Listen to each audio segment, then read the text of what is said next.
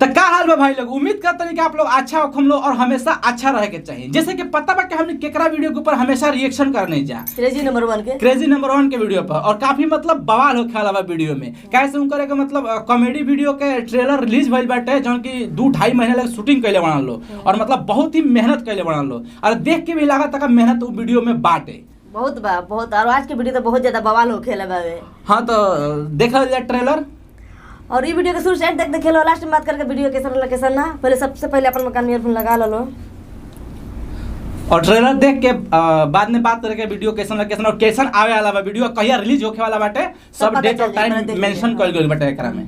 Start करो।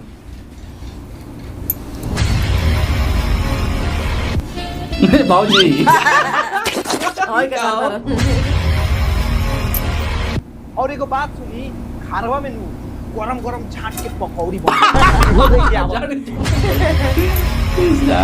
अरे गण किशन पाहुन जी आप हुई का, हम तो जन्मिया की कोनो माधर चोत पाड़ा चुचिया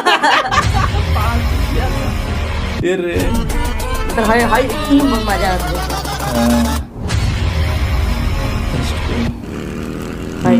ड्रोन शॉट ना।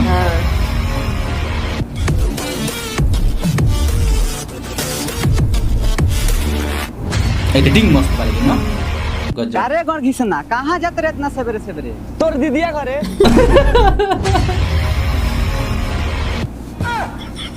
कौन लामा ना गोला का देखा तो भैया कितना दोगलाई करता सरवाई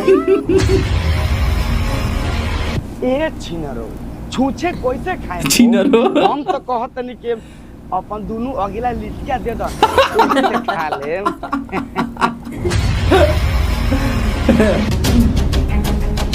सिनेमैटिक शॉट ना।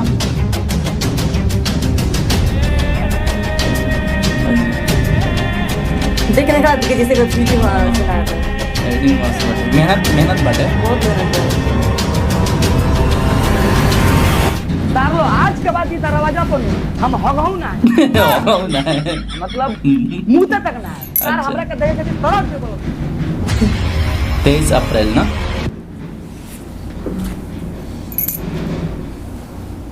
तो आज की वीडियो हमके खत्म हो गई।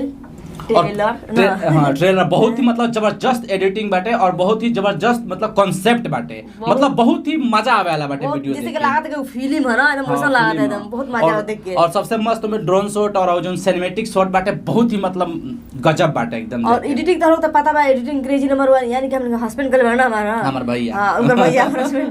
हां वो एडिटिंग बहुत अच्छा करना, बहुत खतरनाक मजा आला देखो एडिटिंग देख के हमार। हां और बहुत ही मतलब वीडियो में मेहनत लागत के मेहनत भइल बाटे और मतलब करीबन 2-2.5 महीने से शूटिंग करत रहना उनको लो, तो मतलब मेहनत तो दिखत बाटे और ऐसे शॉट ले मतलब बहुत ही टाइम लागेला बहुत टाइम लागला देख के, मतलब देख के ऐसा लगता वीडियो मतलब कुल मिला के बहुत ही मतलब गजब होखे वाला, बहुत गजब होखे वाला है। और ये वीडियो 23 अप्रैल का वाला है। 23 अप्रैल का। हाँ 23 अप्रैल के आप लोग रेडी रह हम लोग और मतलब पूरा जैसे ही वीडियो अपलोड हो कि हमने के तुरंत मतलब रिएक्शन करके आप सबको मतलब दिखा देवे के काम, मतलब गजब के वीडियो है।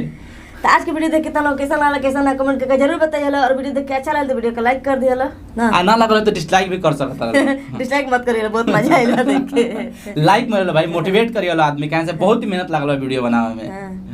तो मिले जी नया वीडियो में, तब तक के लिए बाय बाय।